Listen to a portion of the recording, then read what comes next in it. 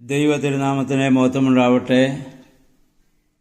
Bible reading പ്രോഗ്രാമിൽ സംബന്ധിക്കുന്ന ഏവർക്കും കർത്തൃനാമത്തിൽ സ്നേഹവന്ദനം. റോമാലേഖനം 10-ാം അധ്യായമാണല്ലോ ഇന്ന് വായിച്ച് ധ്യാനിക്കുവാനുള്ളത്.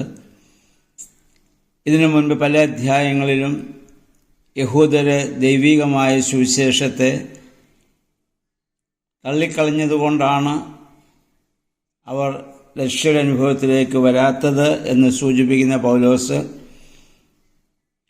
10-ാം അധ്യായത്തിലും ദൈവം അവരെ തിരസ്കരിക്കുവാൻ കാരണം ഇസ്രായേൽ തന്നെയാണ്, അവരാണ് അതിൻ്റെ ഉത്തരവാദികൾ. അത് ദൈവത്തിൻ്റെ ആ പ്രവർത്തനത്തെ മനസ്സിലാക്കാതെ ദൈവത്തിൻ്റെ ദീർഘക്ഷമയെ അവഗണിച്ചുകൊണ്ടുള്ള അവരുടെ എതിർപ്പ് മൂലമാണെന്ന് കാണിക്കുകയാണ്. അതായത് ദൈവമാർഗത്തെ ഉപേക്ഷിച്ച് സ്വന്തം വഴിയെ തന്നെ പോകുമെന്നുള്ള അവരുടെ കടുംപിടുത്തം. 1 മുതൽ 8 വരെയുള്ള വാക്യങ്ങൾ നമുക്ക് കാണാം. രക്ഷയ്ക്കുള്ള ദൈവികമായ പദ്ധതി വളരെ എളുപ്പവും എല്ലാവർക്കുമായി തുറന്നിട്ടിരിക്കുന്നതും എല്ലാവരെയും അറിയിച്ചിട്ടുള്ളതുമാണ്. ഇസ്രായേൽ ജനം മുഴുവൻ രക്ഷിക്കപ്പെടണമെന്നുള്ളത് വിശുദ്ധ പൗലോസിന്റെ ആഗ്രഹവും പ്രാർത്ഥനയുമാണ്. അദ്ദേഹം പറയുന്നു, അവർ ദൈവത്തെക്കുറിച്ച് തീക്ഷ്ണതയുള്ളവരാണെങ്കിലും അത് ദൈവനീതിയെപ്പറ്റി അറിയാതെ സ്വന്തം നീതിയുടെ അടിസ്ഥാനത്തിലായിരുന്നു അവർ ആരാധന നടത്തുന്നത്. ആചാരപരമായ കാര്യങ്ങളിലൊക്കെ വളരെ തീക്ഷ്ണതയോടുകൂടി അവർ പ്രവർത്തിച്ചവരാണ്. പക്ഷെ ദൈവത്തിൻ്റെ നീതി എന്തെന്ന് അവർ അന്വേഷിച്ചില്ല. അല്ലെങ്കിൽ ദൈവം കൊടുത്ത കൽപ്പനകളുടെ അന്തസ്സത്ത എന്തെന്ന് മനസ്സിലാക്കി അതനുസരിച്ച് ജീവിക്കാനോ അതനുസരിച്ച് മറ്റുള്ളവരോട് പെരുമാറാനോ അവർക്ക് സാധിച്ചില്ല. തങ്ങളാണ് ദൈവത്തിൻ്റെ സ്വന്തം ജനമെന്ന് പറഞ്ഞ് കർമ്മപരമായ ആചാരാനുഷ്ഠാനങ്ങൾ മാത്രം അവരെ നിർവഹിച്ച് അതിന് അവരുടേതായ വ്യാഖ്യാനങ്ങൾ കൊടുത്ത് അവർ മുന്നോട്ട് പോവുകയാണ്. എന്നാൽ പഴയ നിയമത്തിലെ ന്യായപ്രമാണത്തിൻ്റെ പൂർത്തീകരണമാണ് മശിഹ എന്ന സത്യം.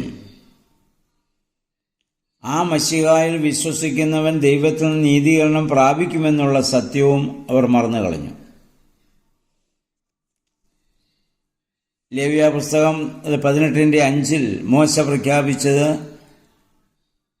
ന്യായപ്രമാണം ആവശ്യപ്പെടുന്നതൊക്കെ ചെയ്യുന്നവർ അതിനാൽ ജീവിക്കുമെന്നാണ്. എന്നാൽ മനുഷ്യനൊരിക്കലും അത് സാധ്യമല്ല. ഞാൻ നേരത്തെ പറഞ്ഞു എന്നാണ് എൻ്റെ ഓർമ്മ. ന്യായപ്രമാണത്തിൽ 10 കൽപ്പനകൾ, ഇന്നലെ വരെ 10 കൽപ്പനകൾ ഞാൻ പാലിച്ചു വന്നവൻ ഇന്ന് അതിൽ ഒരു കൽപ്പന ഞാൻ ലംഘിച്ചാൽ ഇന്നലെ വരെ 10 പാലിച്ചത് വെറുതെയാവും. അതനുസരിച്ച് മനുഷ്യന് രക്ഷ അസാധ്യമാണ്. എന്നാൽ യേശുക്രിസ്തുവിലുള്ള വിശ്വാസം മൂലം ദൈവത്തെ ഉൾക്കൊള്ളുവാൻ, രക്ഷ പ്രാപിക്കുവാൻ സാധിക്കുമെന്നാണ് പൗലോസ്ലീഹ ഇവിടെ പറയുന്നത്.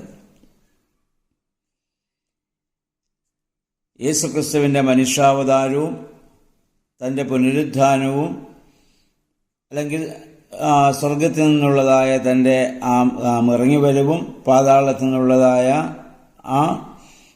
കയറിവരവും മനുഷ്യൻ്റെ ആരുടെയും പ്രവൃത്തി കൊണ്ടല്ല, ദൈവത്തിൻ്റെ മാത്രം പദ്ധതിയാണത്.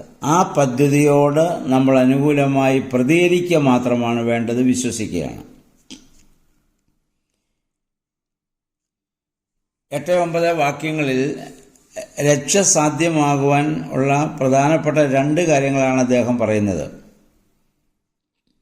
1, യേശു കർത്താവാകുന്നുവെന്ന് സമ്മതിച്ച് ഏറ്റുപറയണം. 2,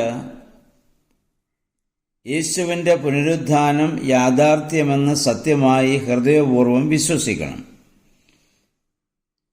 ഈ 2 കാര്യങ്ങളാണല്ലോ അദ്ദേഹം ആവശ്യപ്പെടുന്നത്. 1, ഹൃദയം കൊണ്ട് യേശു കർത്താവാണെന്ന് സമ്മതിച്ച് ഏറ്റുപറയണം.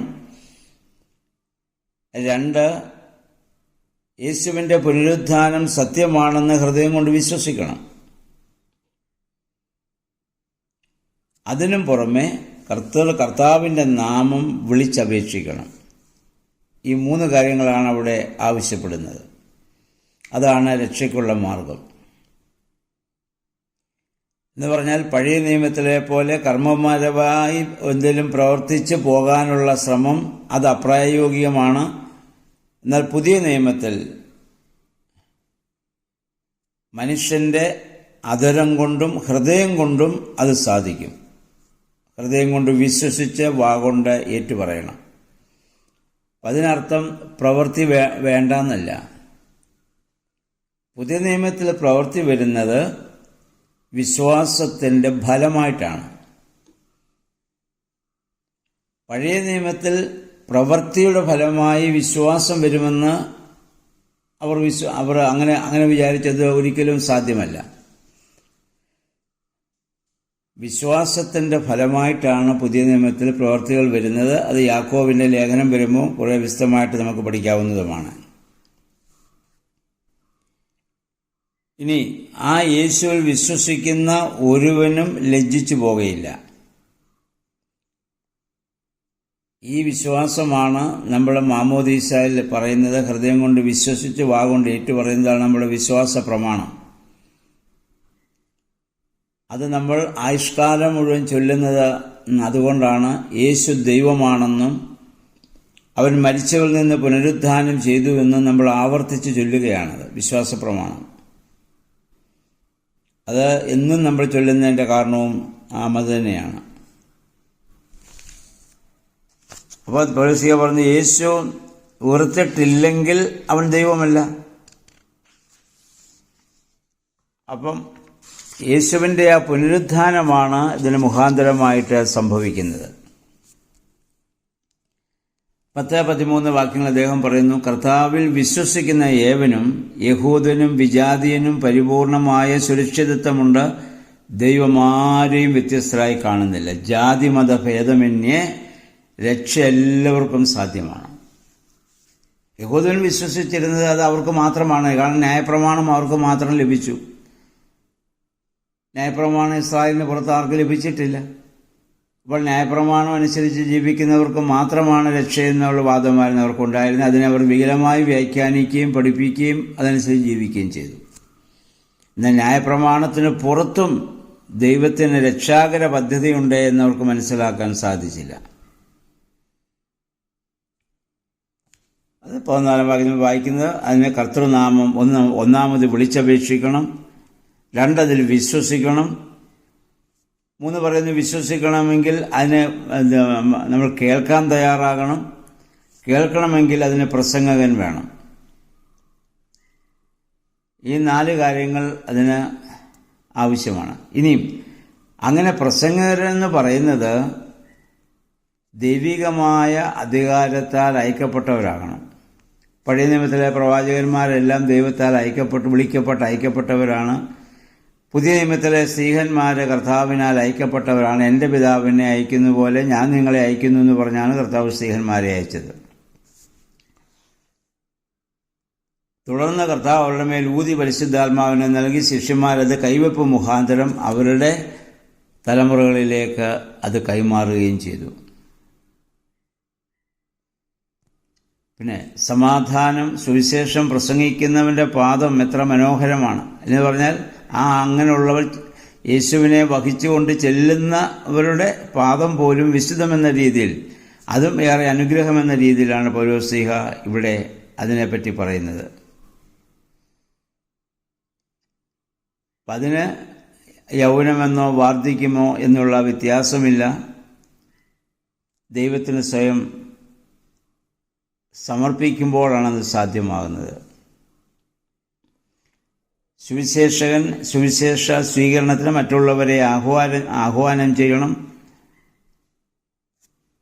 അവരുടെ ആത്മീയ വർധനവിനു വേണ്ടി പരിശ്രമിക്കണം. അവർക്ക് വേണ്ടി പ്രാർത്ഥിക്കണം. ബലഹീനന്മാരെ ബലപ്പെടുത്തണം. ദരിദ്രരും രോഗികളെ സന്ദർശിച്ച് സഹായിക്കണം. ഇതൊക്കെ പിന്നീട് പൗലോസ്ലീഹയുടെ മറ്റ് ലേഖനങ്ങളിൽ മുന്നോട്ട് വരുമ്പോൾ നമുക്ക് കാണാൻ പറ്റും.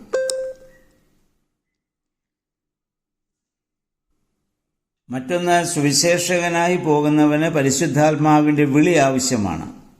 പരിശുദ്ധാത്മാവിനാൽ അയക്കപ്പെടുകയും നയിക്കപ്പെടുകയും വേണം.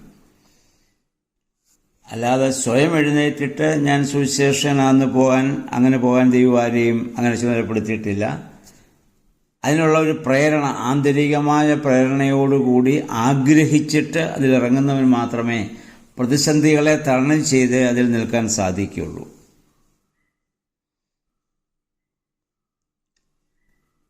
ഇനി 16 മുതൽ 20 വാക്യങ്ങൾ പൗലോസ്ലീഹ പറയുന്നു, സുവിശേഷ പ്രസംഗം എല്ലാവരും അത് കേട്ടിട്ടില്ല. അതിന് നിയോഗിക്കപ്പെട്ട ആളുകളാൽ അത് നിർവഹിക്കപ്പെടേണ്ടതാണ്. അപ്പോൾ ചുരുക്കത്തിൽ ഈ 10-ാം അധ്യായത്തിൽ പൗലോസ്ലീഹ പറയാൻ ആഗ്രഹിക്കുന്ന രക്ഷ യഹൂദനും മാത്രമല്ല, ന്യായപ്രമാണം അറിയാത്ത അതിന് പുറത്തുള്ളവർക്കും ദൈവികമായ പദ്ധതിയാണ് എല്ലാ ജനതയുടെയും ലക്ഷ്യം. യഹൂദനത് മനസ്സിലാക്കാൻ പറ്റിയില്ല. ഞങ്ങൾ മാത്രമാണ് ദൈവത്തിൻ്റെ ജനം, രക്ഷ ഞങ്ങൾക്ക് മാത്രമാണ്, ന്യായപ്രമാണം ഞങ്ങൾക്ക് മാത്രം ലഭിച്ചു എന്നുള്ള ആ ഒരു ആത്മീയമായ അഹന്തയിൽ അവർ ജീവിച്ചു. കർമ്മപരമായി മാത്രം ന്യായപ്രമാണത്തെ അവർ കണ്ടു. ആ കർമ്മപരമായ പ്രവർത്തനങ്ങൾ കൊണ്ട് ആർക്കും രക്ഷ നേടാൻ സാധിക്കുകയില്ല. എന്നാൽ രക്ഷയുടെ അനുഭവമായി ഫലമായി ആയിട്ടാണ് കർമ്മങ്ങൾ ഉണ്ടാവേണ്ടത്. അപ്പം യേശുവിനെ ഹൃദയം കൊണ്ട് വിശ്വസിച്ച് അവൻ വായ് കൊണ്ട് അവനെ ഏറ്റുപറയുമ്പോഴാണ് രക്ഷ പൂർണ്ണമാകുന്നത്. അപ്പം പ്രവൃത്തിയാൽ അസാധ്യമായതിനെ സാധ്യമാക്കുവാനാണ് യേശുക്രിസ്തു വന്നത്. വിശ്വാസമെത്താലുള്ള രക്ഷ കർത്താവ് കൊണ്ടുവരാൻ കാരണം അതാണ്. ഇതാണ് പ്രധാനമായി പൗലോസ്ലീഹ 10-ാം അധ്യായത്തിൽ പറയുവാനായിട്ട് ആഗ്രഹിക്കുന്നത്. അതനുസരിച്ച് നമ്മുടെ ജീവിതത്തെ നമുക്ക് ക്രമപ്പെടുത്താം. യേശു ദൈവമെന്ന് ഹൃദയം കൊണ്ട് വിശ്വസിച്ച് അവനെ വാഗൊണ്ട് ഏറ്റുപറയുന്നതാണ് നമ്മുടെ വിശ്വാസ പ്രമാണം. അതുകൊണ്ടാണ് എല്ലാ പ്രാർത്ഥനകളോടും യാമപ്രാർത്ഥനകളോടും ചേർന്ന് നമ്മളെപ്പോഴും വിശ്വാസ പ്രമാണം ചൊല്ലുന്നതിൻ്റെ കാരണവും അതാണ്. ആ കാര്യം പ്രത്യേകമായി ഓർക്കുക. ഈ അധ്യായം പ്രകാശം വായിച്ച് യഹൂദരിൽ നിന്ന് വ്യത്യസ്തമായി നമ്മുടെ ഹൃദയത്തിൻ്റെ ആ ഉള്ളിൽ യേശുവിനെ ദൈവമായി അംഗീകരിച്ച് അവന് പൂർണ്ണമായി സമർപ്പിക്കുവാൻ ഈ നോമ്പിൻ്റെ ദിവസങ്ങൾ നമ്മെ സഹായിക്കട്ടെ. എല്ലാവർക്കും നല്ല ഒരു ശുഭദിനം ആശംസിക്കുന്നു. ദൈവനാമം മാത്രം മഹത്വപ്പെടുവാൻ ഇടയാവട്ടെ.